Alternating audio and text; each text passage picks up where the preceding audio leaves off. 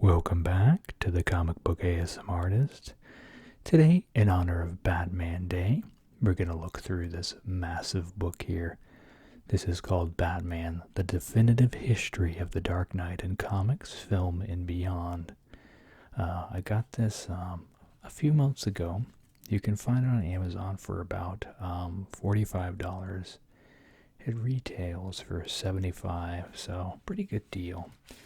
And this is one of the Inside Edition books. I highly recommend products from them. They're really great. So like the Turtles one, there's some artifacts and things like that in here. So I want to take a moment just to look at the little Easter eggs here. We've got the 1966 Batman, Frank Miller Batman, the Dark Knight there with the Joker, Lego Batman, Batman Animated. I think that's the Batman 1 bat plane there. And then we even have the Batman Forever Batmobile. And then Catwoman from Batman Returns there. So, as the title suggests, it goes through everything. So, I will post a link below. This year they didn't do anything at the local comic shops for extras or freebies, but I think you can go online and print some things off from dc.com. But I'll leave that below if I can find it. There were a few Bat books that came out that I'll be showing off on my next haul.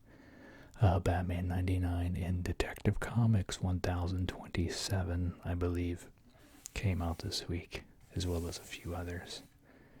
So, but I absolutely love this book, and you'll see why as I go through it here.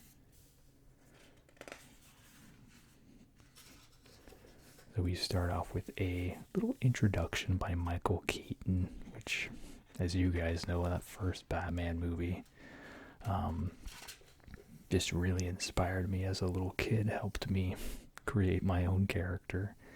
Batman was everywhere in 1989, so...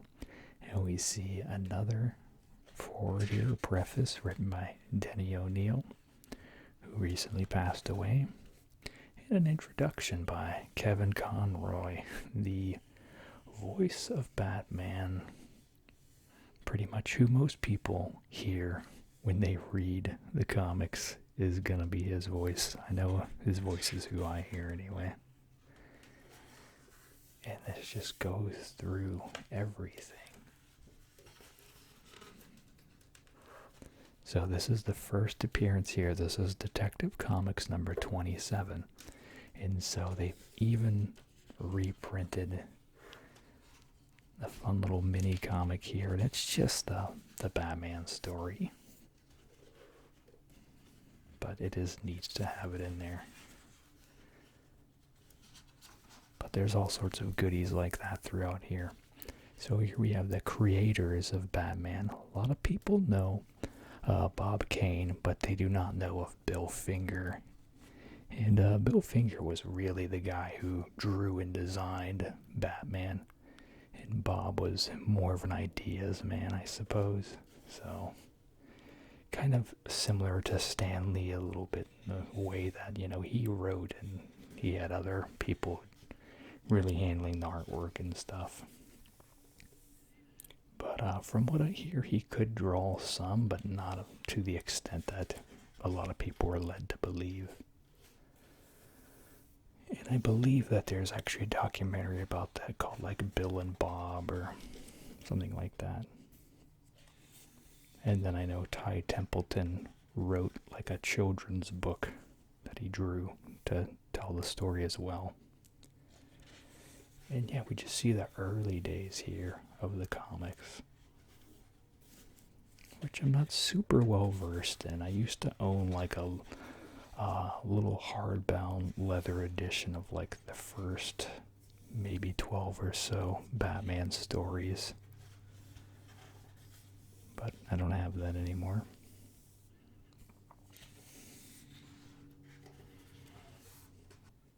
And here we see, this is like the first official on-screen Batman show right here. I guess this was from 1943.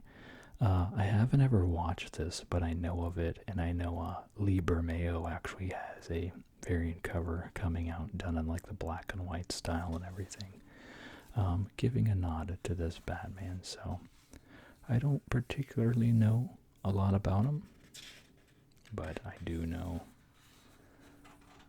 that it was a thing. And we see here, this is still more of like the middle grade Batman stuff. This is really, as the show was around and stuff just kind of got a little bit goofier. This is the Dick Sprang Batman, I believe, who popularized this look. You know, you had artists who would go on model with things. Yeah, but I'm not familiar with the time period. It's probably actually earlier than the series, but that's really their inspiration for the Adam West Batman, was this type of stuff. And we have a blueprint here for the Batmobile. It is rather large, so I can't fit it all on camera, unfortunately.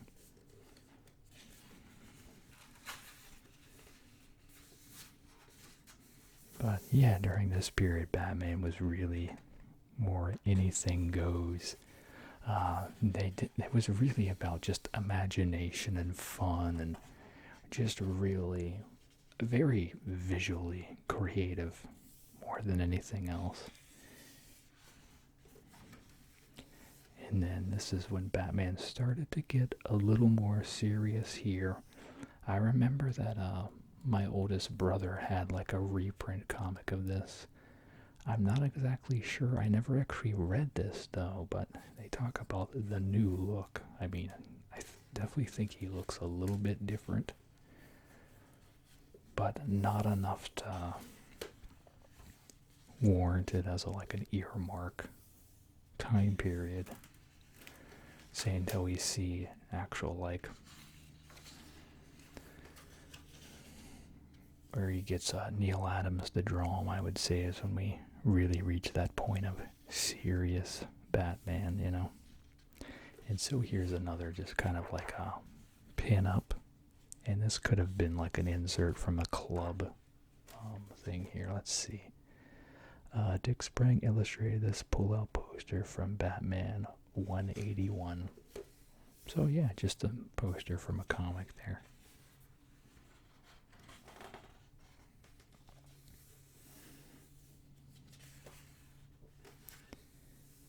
Then we have the Adam West Batman, often called the Campy series Batman, or 1966 Batman. I think we really call it the Campy series.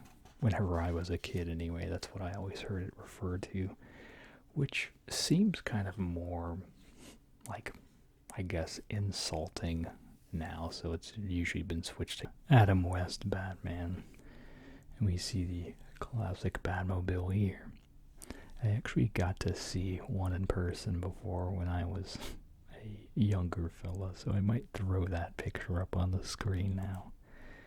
They had it at a local casino in the area at the time in Mississippi. Not sure if it's still there or not. I believe that was at the Imperial Casino, I can't recall.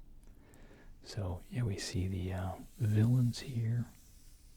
And I'm actually rewatching the 1966 series now. And Riddler just seems more Joker-like than anything else in this series. And like even my kids are like, he's too silly on that show. Like he's definitely entertaining and everything, but he definitely seems too comedic for the Riddler. Yeah, my earliest memory with the 60s Batman was staying home and having chicken pox and watching it on television. So here we see some of the old merchandise here. Look at this very beat up Batman doll here, I guess. Well, I guess it's not beat up, it's just a weird texture on it. It looks rough though. But there was a book, I want to say it was called Batmania or something. It was probably one of the earliest, like, photographic collection books like this. I guess an art book is what you would classify it as. That I had checked out from the library, and I really enjoyed it, and hopefully I'll track it down again. I really love, like, toys and stuff, and especially when they're surrounding my favorite heroes. So I remember just being amazed by how many different pieces of merchandise there were for Batman.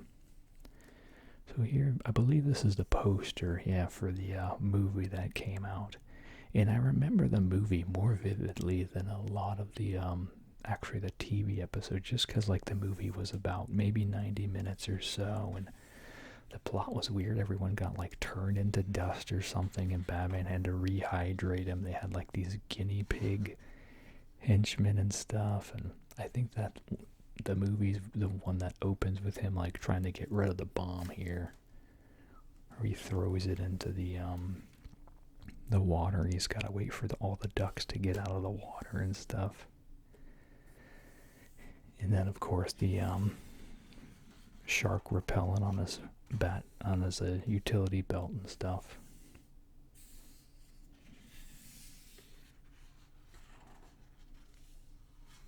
So yeah, this is when I would say we really saw a transformation in Batman here.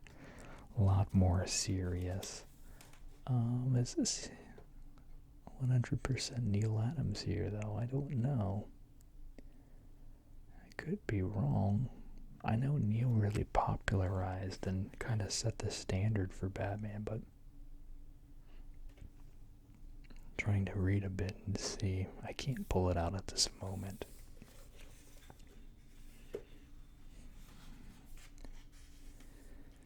Pretty sure this is him, though. He really used the whole playground with Green Arrow and everything, too. They really made people sit up and take notice on that book as well. Yeah, see Neil Adams there. What's that, 76? Yeah, Neil Adams here.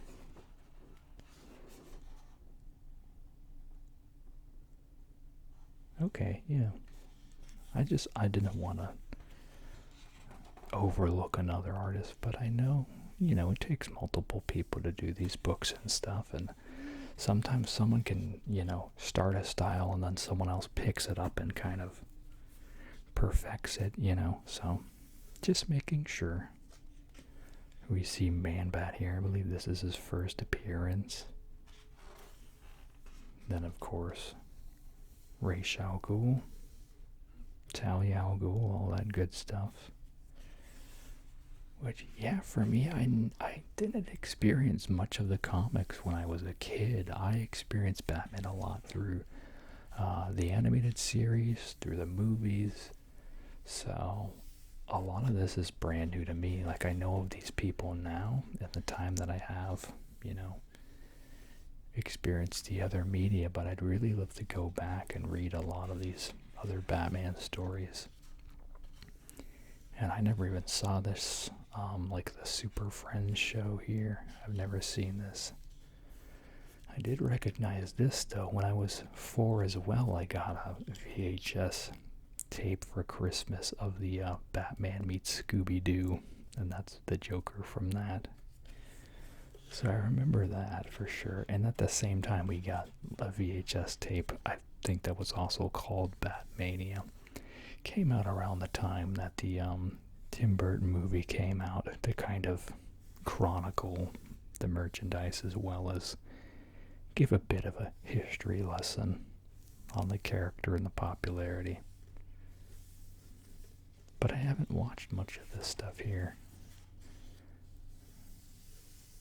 I think it looks cool and interesting, definitely very classic, but I haven't personally seen it. I know I was always impressed when they would add, like, the additional details of, like, the more detailed muscles in here. Like, see the contrast between these two cartoon images here. So adding the definition as opposed to just the outline, really.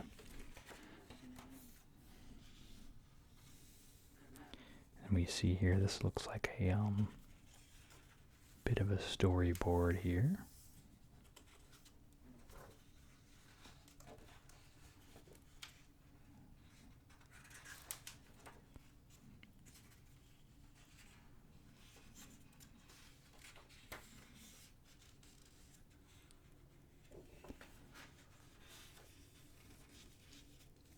And then this talks about, as the series is getting older, they're kind of trying to figure out how to still make it interesting. That's the thing when you've had a character for so long. It's hard to figure out stories and new interesting elements sometimes. That's why sometimes comics kind of go through a cycle.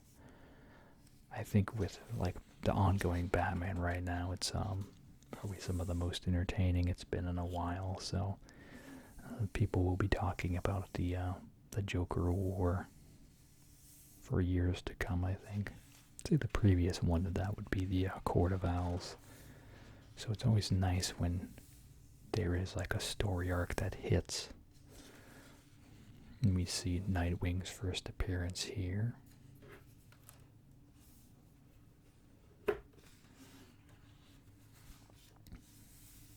It's a Bill Sienkiewicz cover.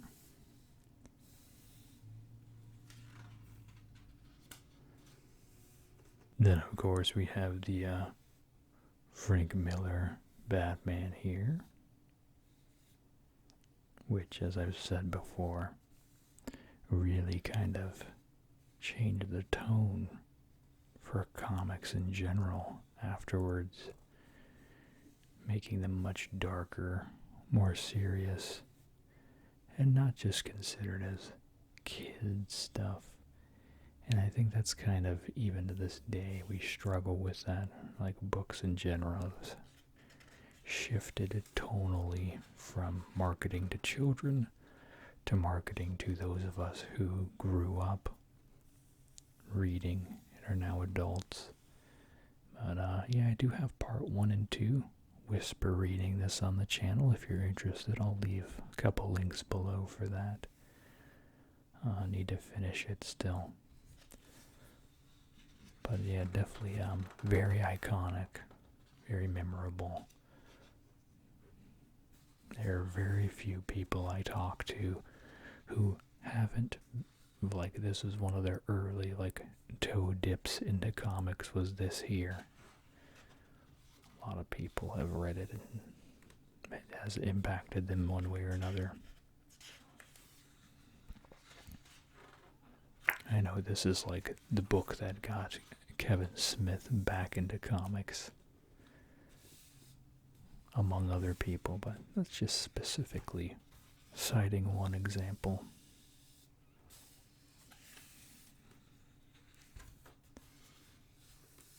And then we transfer from there to another story here that was written by Frank Miller, but drawn by David Mazzucchelli, I believe is how you say his name.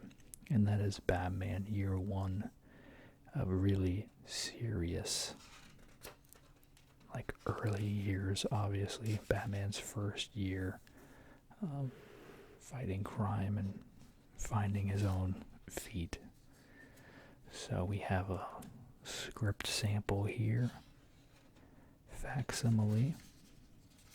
This is what he would give to David to use to draw the story here.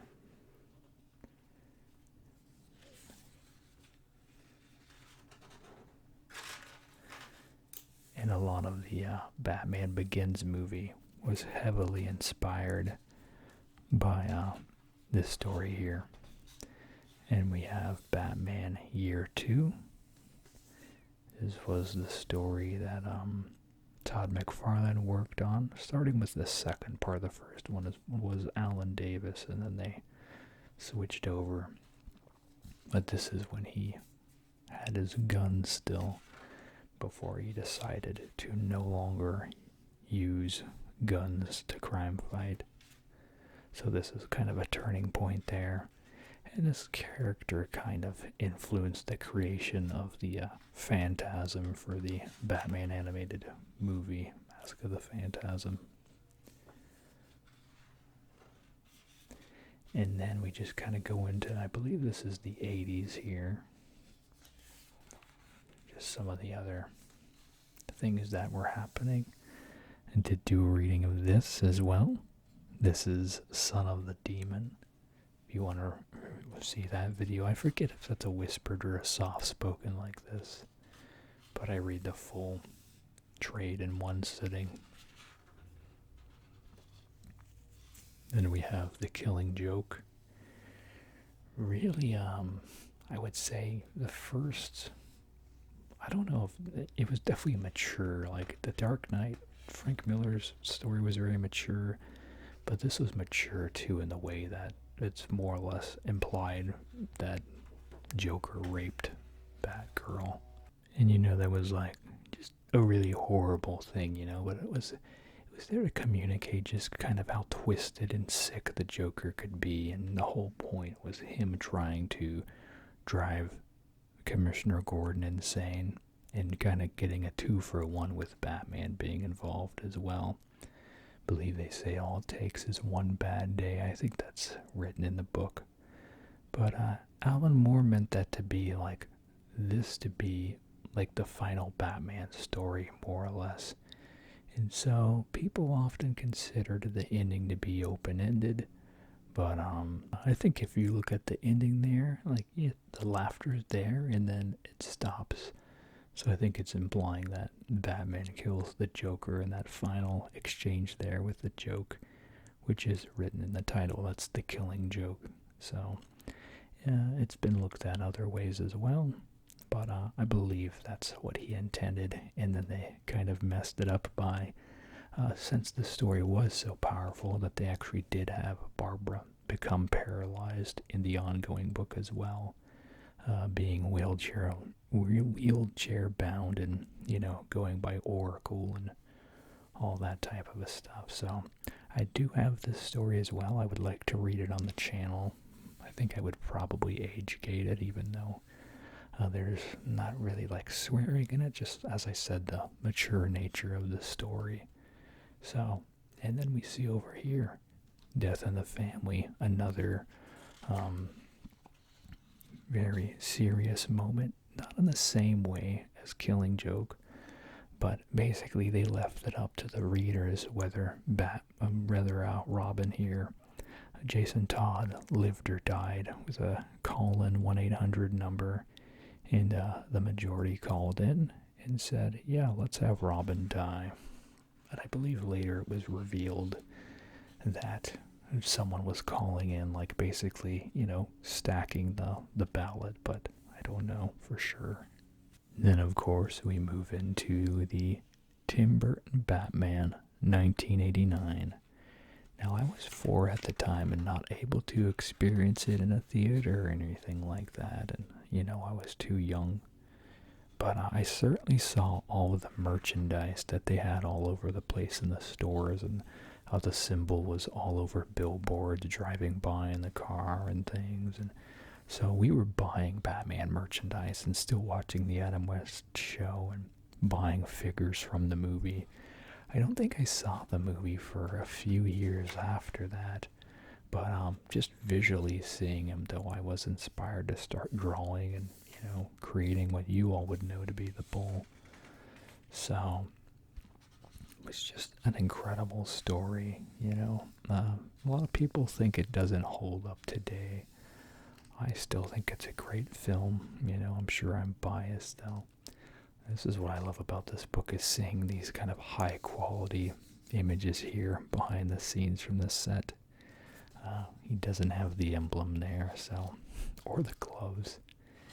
And then I remember reading that he even had, his boots had basically the footing on them were black Nikes with Velcro on them and stuff. But just a great movie, very iconic. Some of you might not think it's, up to standards, but I still think it's one of the greatest superhero movies.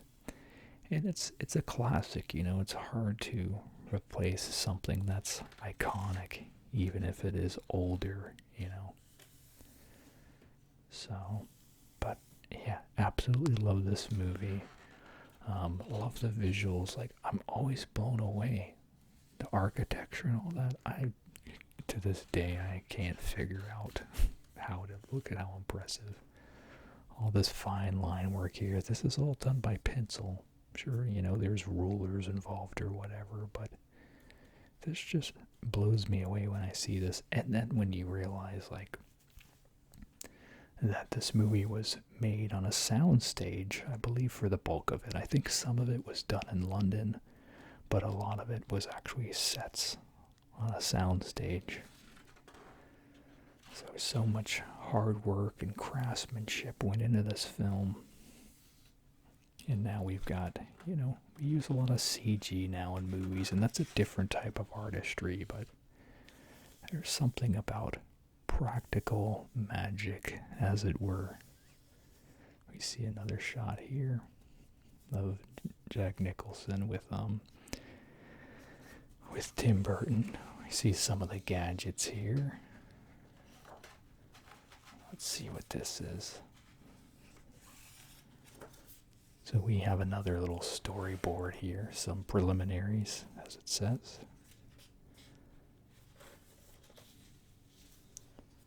So I think you can actually pull all this stuff out, but you know, of course I want to leave it intact, but it is nice that it's in there. And of course there's the iconic Batmobile. I remember, I think the first time I saw the Batmobile was actually a drawing in a newspaper of like the concept of it or something like that.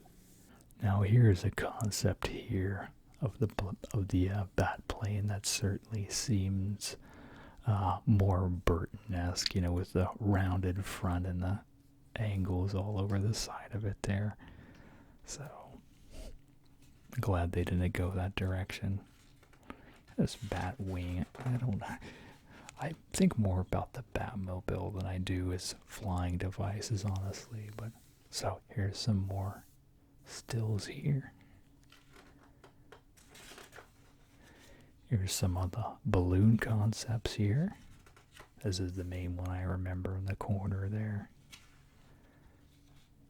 There's the bell tower. There's the comic, as you guys saw in my previous Batman Day video. Was able to acquire that. Another nice image there. So yeah, this talks about after the death of Robin here. And I believe this is from Legends of the Dark Knight, the first story arc here. As I said, at this time I wasn't really reading the comics per se, but experiencing the movies and cartoons and stuff like that. So a lot of this unaware of. And I've vaguely seen this here. I think this is Gotham by Gaslight. I haven't read this yet. I know of it and I've seen like images of it, but I didn't even know that Mignola had done that, so I'll have to check that out for sure. And we have Arkham Asylum. This was another high art premium format book that was just kind of like nothing else at the time. And I actually don't have that book yet, so I need to get that and read it for y'all. Although the text is really hard to read with the red on the different colors and stuff, so I don't know how well that will go. I was able to reacquire this. I remember my brother bought this still right around that time period of the first Batman. He came out of the comic shop with this big old book, and so I was able to find this, but it's so weird because it's all done in CG, but it's very early CG. But it is an interesting period piece, you know. We see here another Robin. And I love, too, I knew of Azrael, but I didn't know that Joe Quesada had actually done the initial miniseries for a long, long time. I just knew of him as a Marvel guy, not a DC guy, so surprised when I learned. It's probably been maybe 15 years now, but at the time I certainly didn't know that he had drawn that book. But yeah, I do love Quesada's style. And then this I did know about, though, the whole arrival of Bane and the breaking of the bat. That happened right after Superman's death.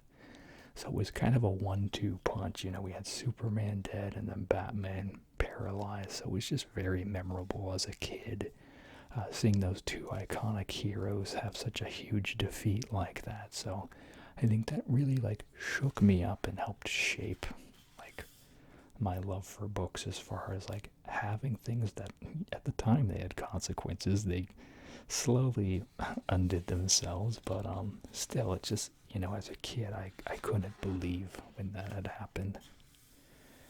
We see here the Penguin from Batman Returns.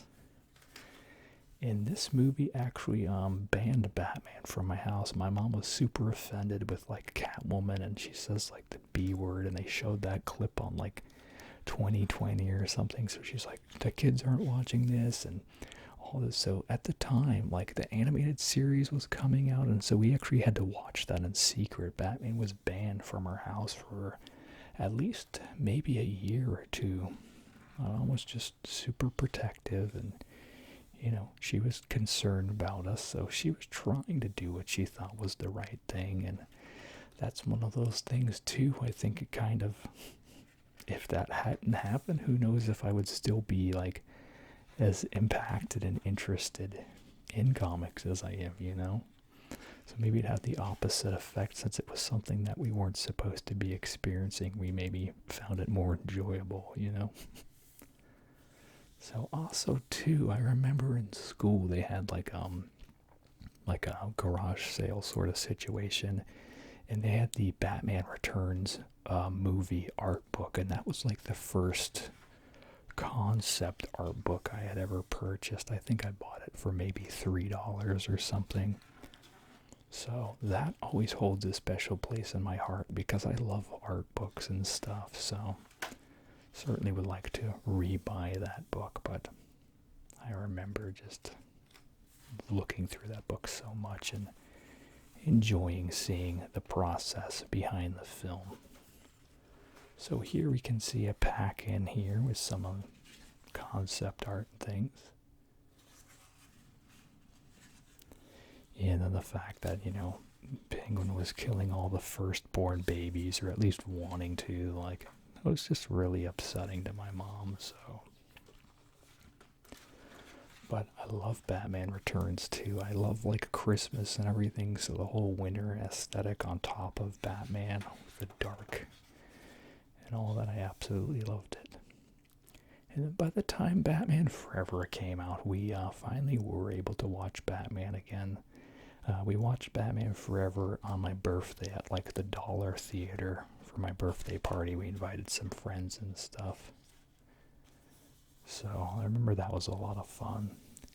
It's definitely not the best movie in the world, but I found it highly entertaining, and to this day, I mean, I still enjoy it, even though it's not like this amazing piece of art. I can still appreciate it as entertainment, you know. I didn't like the additional, like how they redesigned the Batmobile though, so, but I mean, I think that was like my smallest gripe about it, so. And then, of course, the Batman and Robin movie here. And I still don't remember if Nightwing came first or if they were inspired by this for his look in the comic later. I'm not sure.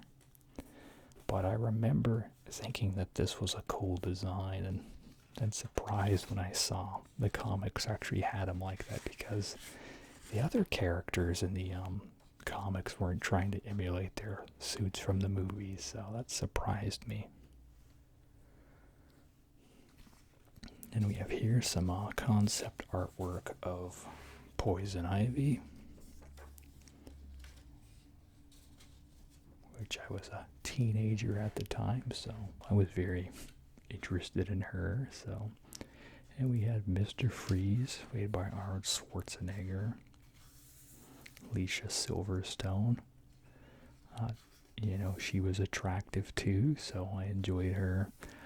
I remember even at the time, though, that I was not blown away by how casual George Clooney was as Batman, with his whole drop-in and the whole, hey, freeze, I'm Batman thing. I didn't like that, so I remember being disappointed by that. But the funniest thing of all, though, is the memory that when I went to go see this movie, it actually sold out.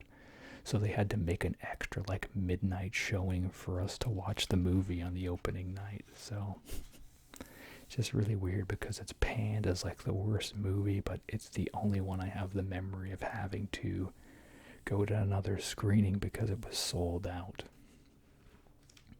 Of course, here we have the timeless animated series. I think the funnest bit for me is the knowledge later that I found out that the people who worked on Tiny Toons went on to work on this. At the end of the day, it's still animation, but, Tiny Toons is very different than Batman animated. But I remember seeing, the little references, the security guard reading the comic that said Tiny Toons on it and stuff, so. But I didn't learn until I think it was probably about 2000 or so that they had worked on that beforehand.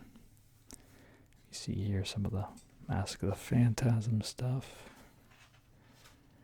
This is the later Batman Adventures, New Batman Adventures. I thought this was okay. I didn't like how much they had redesigned, with Joker with the full black eyes and everything. I had much preferred the Fox Kids Batman as opposed to the Kids WB one.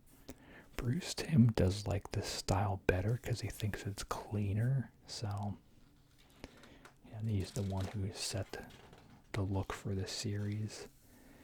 I remember when I saw this book on the newsstand and thought it was really cool looking and stuff. I wasn't actually able to open it up and look at it, but I'm always disappointed whenever how much money the Batman Adventures number 12 fetches with Harley's first comic book appearance or whatever, because I feel like this book is hands down way, way, way better than that story, and this should be worth at least what that book is, but it's not. So, and then later on they did do they did this story on the Kids WB animated, but I would have always loved to have seen it, drawn fully in this style with the traditional Fox Kids animation.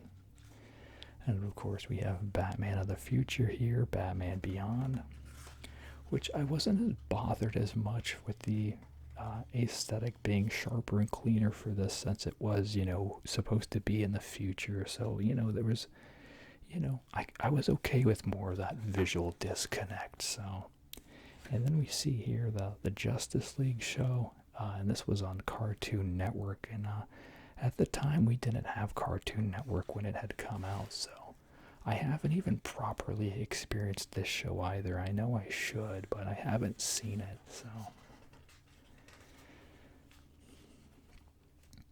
And then we get into a bit more of the comics here.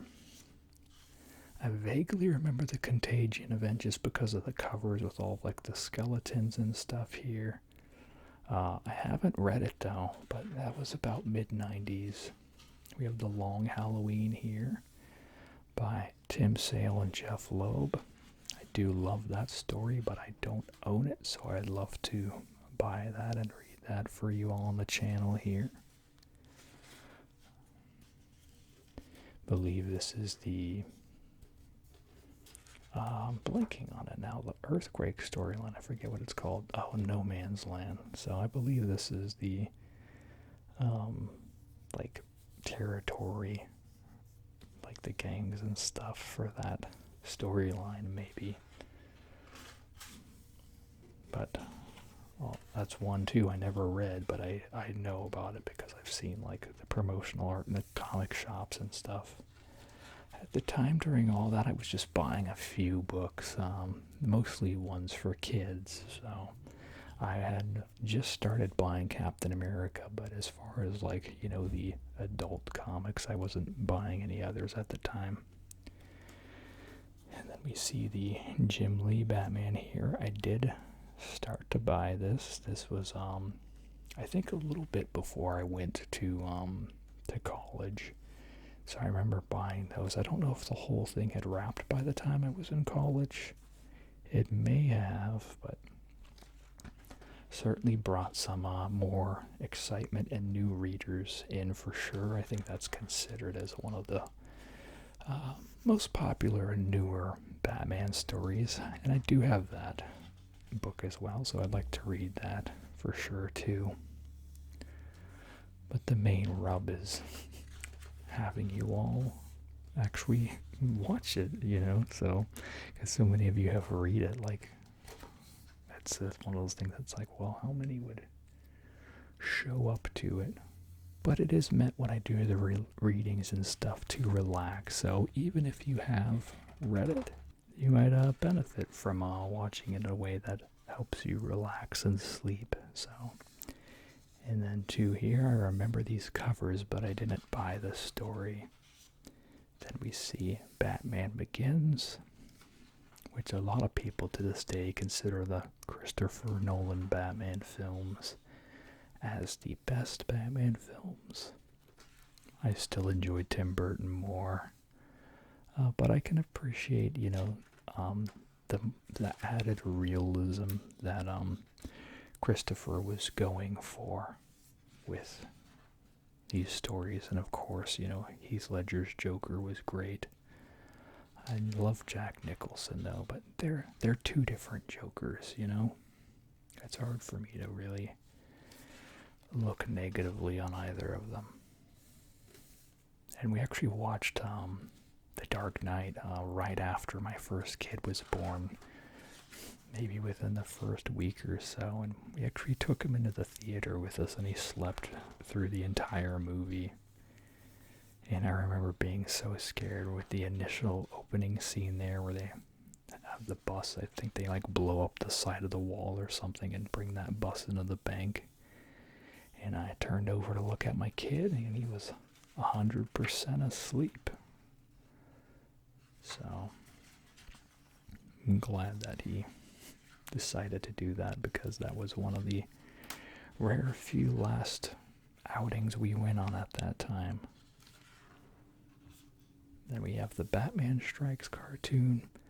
I didn't ever really watch this. I didn't care for how angular the style was on it. Seen some of the toys and stuff, but this time I was either graduating from high school or entering college, and it was just too different from the Bruce Timm stuff that I had grown up and loved. And even here too, with the Brave and the Bold Batman as well, wasn't interested in any of this. Although it said here somewhere he was heavily inspired for this style by Jack Kirby, mixed with Bill Finger. And then we have the Beware the Bat, I believe, which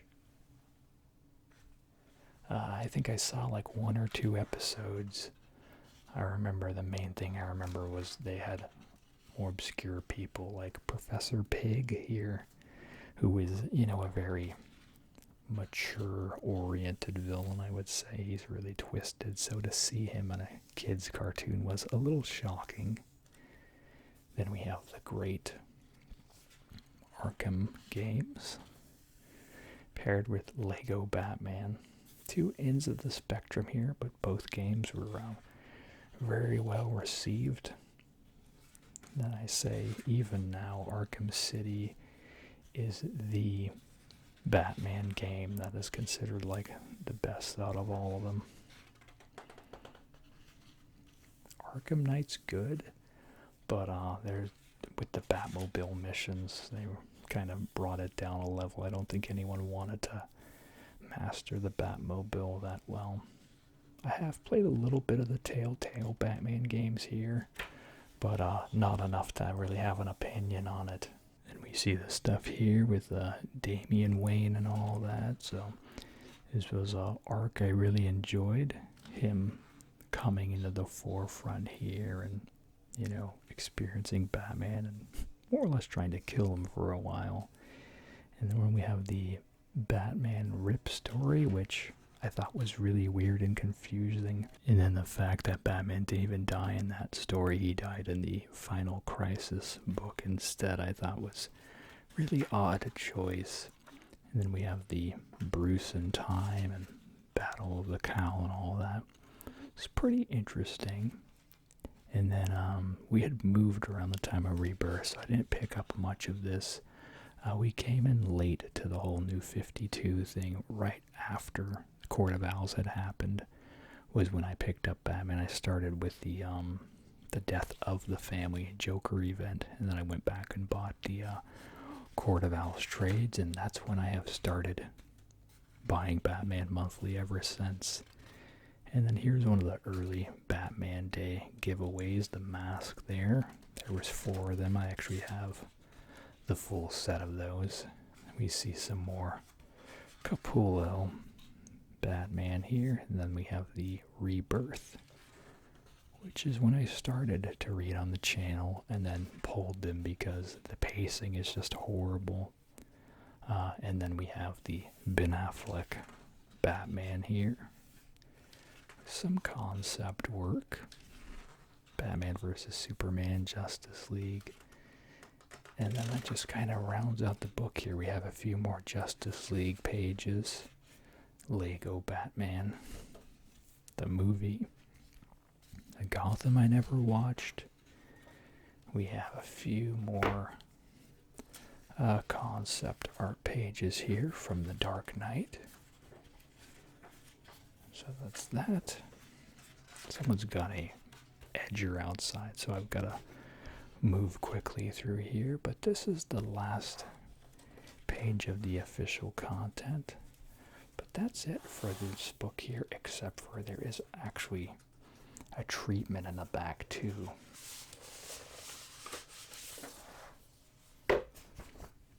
So this is cool. This is like a pitch by Bob Kane for the first Batman movie. So I can't go through this in great detail, but this is, I read the opening part is basically him really trying to distance this movie from the Adam West Batman. So, which at the time was in heavy reruns. So, really interesting stuff. And then of course you see all the bat symbols here. But yeah, that's it for the book here. Hope you all have a great Batman day. Make sure to like, comment, subscribe, share this out. Check out some of those links for some of the stories I've read. Hopefully the link for the activities work. And as always, you all have a super slumber.